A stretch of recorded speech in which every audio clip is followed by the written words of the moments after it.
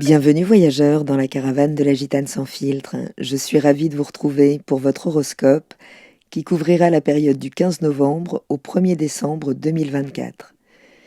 Cette vidéo fait suite à la précédente sur les énergies de la pleine lune en taureau du 15 novembre.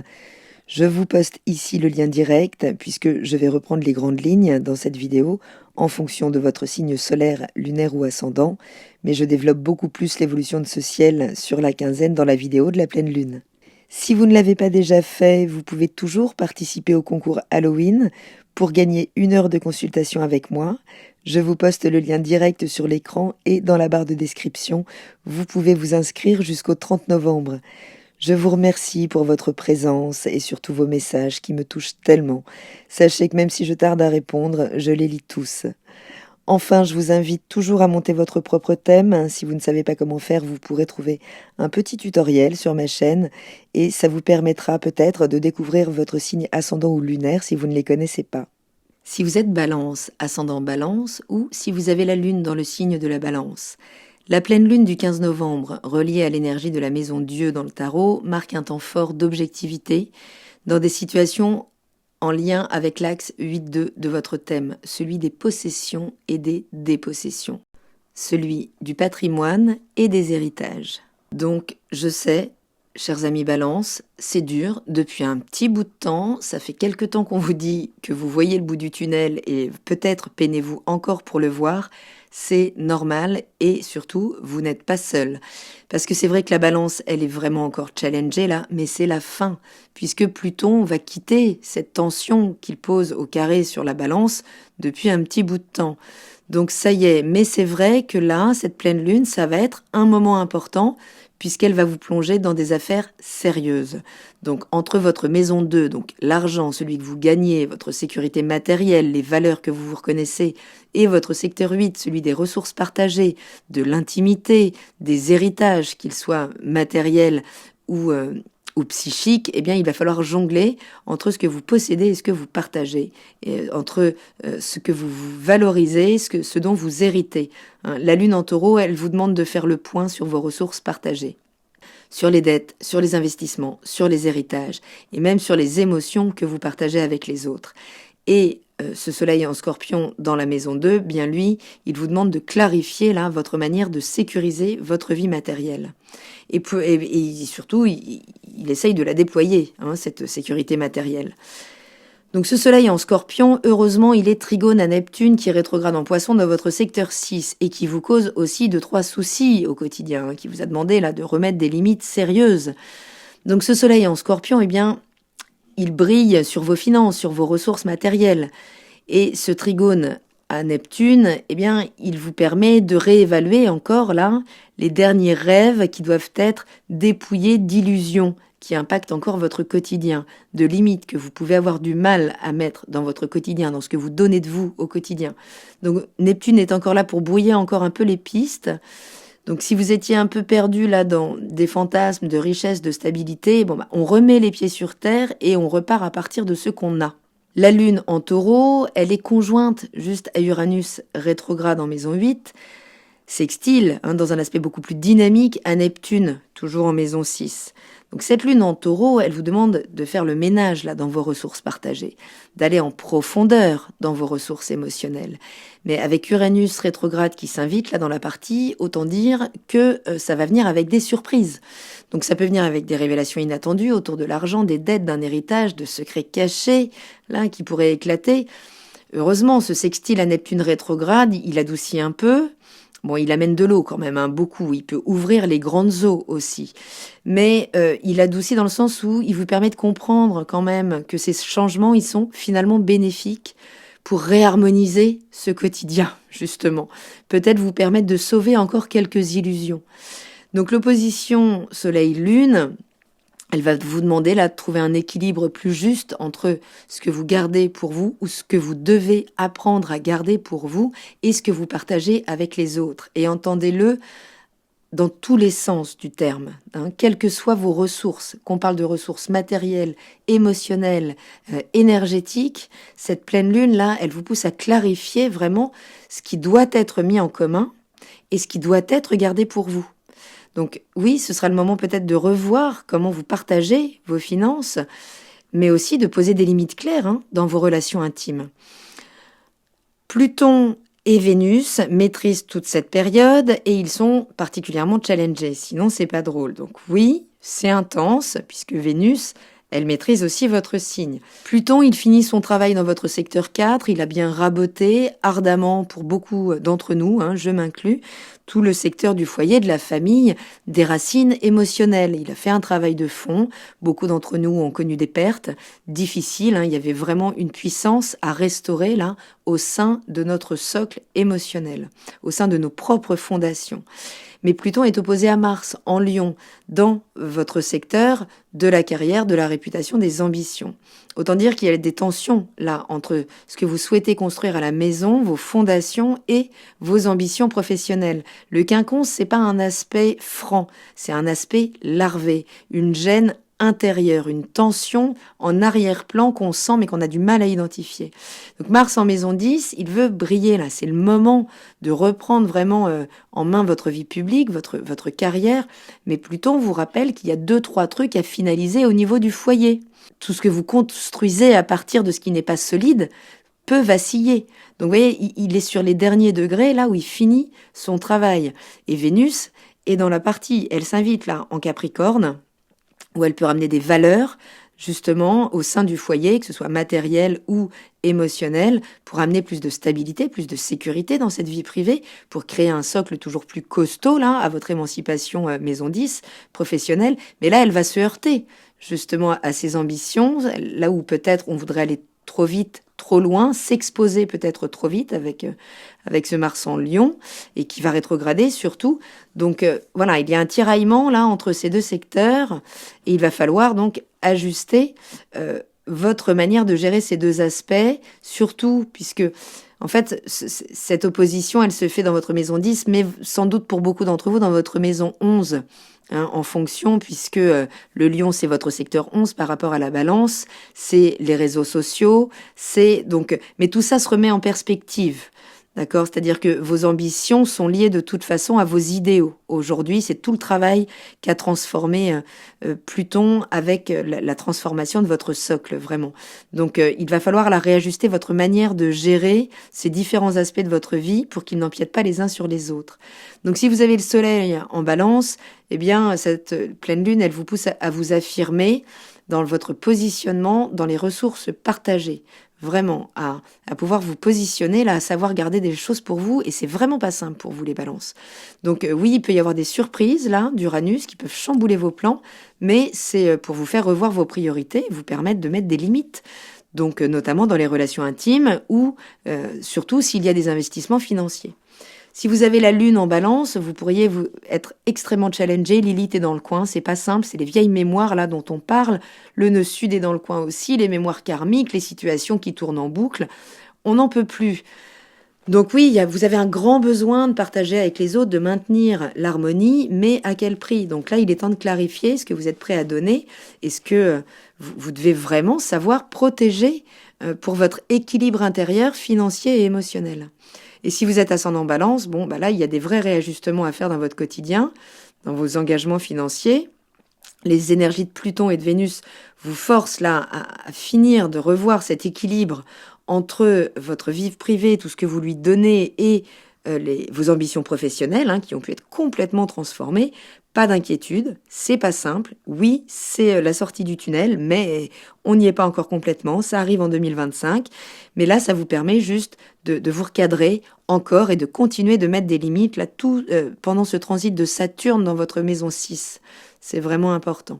Je vous invite à prendre un agenda, peut-être si vous souhaitez noter les dates de la progression de cette lune dans le ciel pendant 15 jours. Et dès le 16 novembre, eh bien, la Lune, elle entre en Gémeaux, dans le secteur 9. Et elle vient nourrir votre besoin d'expansion, d'élever le débat, d'avoir des échanges profonds qui vous permettent de vous projeter dans l'avenir, peut-être de contractualiser des choses avec l'étranger, de régler des problématiques administratives à long terme. Mais elle est contrariée, cette Lune, puisqu'elle active Mercure qui est en Sagittaire dans votre secteur 3, juste en face de l'environnement immédiat, des frères et sœurs, de l'interaction, votre manière de communiquer au quotidien, de vous y adapter. Et donc Jupiter qui rétrograde dans le secteur, à nouveau de l'étranger, de l'administration, des hautes études, de la philosophie, en rétrogradation, nous fait encore revoir certains plans en lien avec ces thématiques, certaines ambitions, qui vous demandent là de remettre le nez dans des détails. Vraiment, si vous pensiez avoir sous contrôle voilà, tous les aspects d'un projet d'étude, de signature, attendez-vous à devoir encore faire des ajustements peut-être de dernière minute. Soyez souple dans la révision de vos plans à long terme, dans votre manière de communiquer sur vos ambitions, tout en vous repositionnant. Oui, c'est un équilibrage pas simple. Juste ne vous obstinez pas, faites les corrections nécessaires pour que ça redémarre de manière beaucoup plus fluide.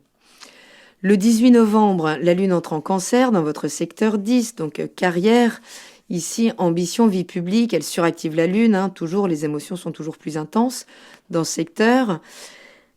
Et donc, c'est un focus sur cette vie publique, mais en opposition à Vénus, qui veut aussi stabiliser là le foyer, la vie privée, et s'investir davantage, remettre les valeurs au goût du jour dans ces secteurs-là, dans ce socle qui a besoin quand même de trouver peut-être encore plus de réconfort dans ce cocon qui est encore un petit peu piquant peut-être pour pouvoir déployer toutes vos ambitions.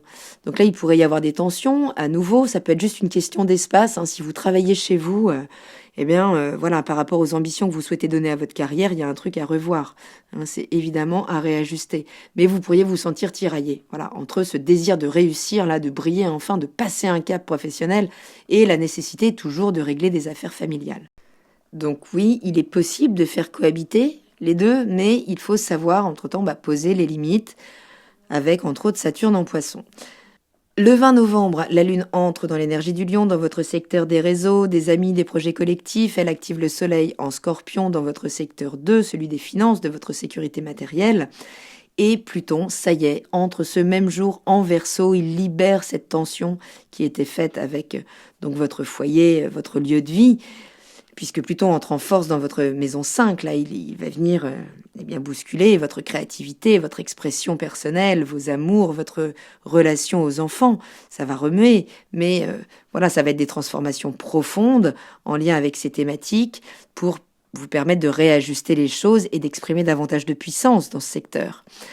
Mais là, oui, il pourrait y avoir des révélations autour de projets, de relations amoureuses qui pourraient émerger. Vous pourriez revoir vos engagements financiers ou votre manière de vous investir dans vos passions aussi. Restez flexible, acceptez les transformations, c'est une opportunité d'évolution toujours. Donc si certains projets ou relations ne fonctionnent plus, oui, c'est le moment de les laisser partir puisque ça ne sert plus vos propres systèmes. Le 22 novembre, la Lune entre en Vierge dans votre secteur 12. C'est le secteur des secrets, des choses cachées, du travail intérieur, de la mise en retrait des choses aussi. Elle active Mercure dans l'énergie du Sagittaire dans votre secteur 3, ce qui pourrait faire remonter des pensées, des discussions que vous aviez laissées de côté, des interactions. Donc ce sera le moment de faire le tri là dans votre esprit, dans vos communications, dans votre manière de prendre l'information aussi, pour voir ce qui mérite d'être dit ou au contraire, ce qu'il faut savoir garder en arrière-plan. C'est vraiment savoir, oser, vouloir se taire. C'est une clé que je pose ici. Donc oui, des révélations intérieures, des réflexions profondes pourraient émerger. Ce sera le moment de réévaluer, revenir sur certaines discussions ou certains engagements intellectuels que vous aviez mis de côté. Prenez du recul, ne vous précipitez pas pour agir. La Lune en Vierge, c'est aussi le besoin de vous mettre en retrait, de vous ressourcer au niveau émotionnel. C'est pas un moment où on interagit. Donc laissez les choses remonter à la surface doucement avant de prendre des décisions ou de vous lancer dans des discussions importantes puisque quand vous tranchez, vous mettez peut-être du temps, chère Balance, mais quand vous tranchez, vous ne vous retournez pas. Le 25 novembre, la Lune, elle entrera dans votre secteur 1 comme pour la restaurer complètement, vos besoins, votre vie émotionnelle. Mais elle active Vénus en Capricorne qui, elle, est en mauvaise posture avec la Balance. Donc, cette lune, elle met tout votre être sous les projecteurs. Mais Vénus, elle se bat un peu avec Vesta, Lilith, le nœud sud en Balance. Donc, les vieilles mémoires, les très vieilles mémoires avec Lilith, traumatiques surtout, au niveau relationnel. Et Vesta, qui est là pour vraiment vous permettre de purifier votre investissement dans la relation, puisque vous devez d'abord une loyauté envers vous, et les choses se rétablissent là, mais ça passe encore par des tiraillements entre ce que vous voulez vraiment et ce que la réalité vous demande. Donc des tensions entre vos besoins personnels, vos responsabilités familiales ou professionnelles qui peuvent encore surgir là. Donc tout ce que vous avez mis comme désir de côté pour vous concentrer sur les autres sont remis à table.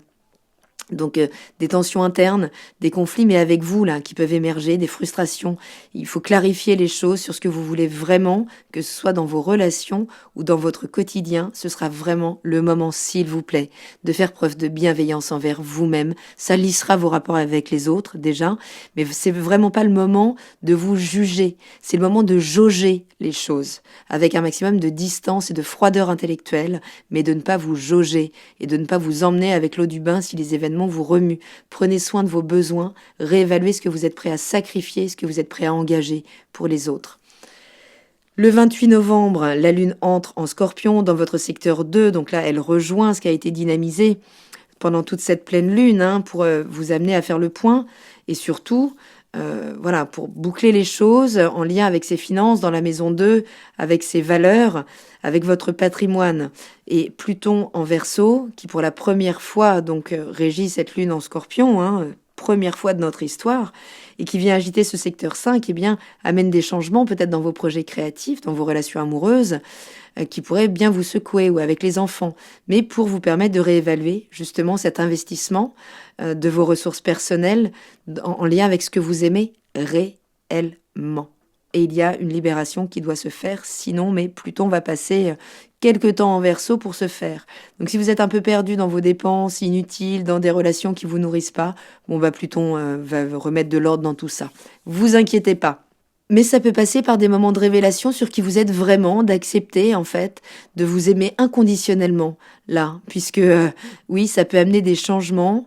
Pluton est là pour vous aider à vous libérer de ce qui vous sert plus, pour ramener plus de joie aussi dans ce secteur. Donc c'est quand même plutôt une bonne nouvelle. Ce sera le moment de réévaluer vos priorités financières et émotionnelles. On continue de mettre des limites. Le 30 novembre, la Lune arrivera en Sagittaire où elle retrouvera le Soleil qui est passé en Sagittaire depuis dans ce secteur 3, donc secteur des échanges, de l'interaction avec votre environnement immédiat, secteur de l'apprentissage, des communications, des petits déplacements. Elle active Jupiter qui est rétrograde donc en Gémeaux, qui revient sur certaines problématiques en lien avec l'étranger, l'administration, les projets à long terme, les croyances philosophiques peut-être. Beaucoup de choses sont peut-être remises en perspective parce qu'il y a encore des révisions là dans ces grandes idées, dans ces ambitions à long terme. Et Mercure en Sagittaire dans votre secteur 3, avant de rétrograder, va amener des discussions autour de vos projets pour pouvoir tout remettre sur le tapis, revoir les détails et vous permettre de franchir un vrai cap.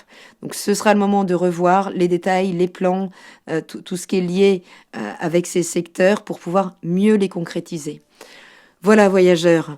Courage, je vous dis c'est bientôt, je sais, je vous le dis depuis longtemps, mais je vous assure, je suis team balance. Si, on y arrive, on va s'en sortir. Je vous embrasse, prenez bien soin de vous, et je vous dis à très bientôt dans la caravane de la Gitane sans filtre. Salut!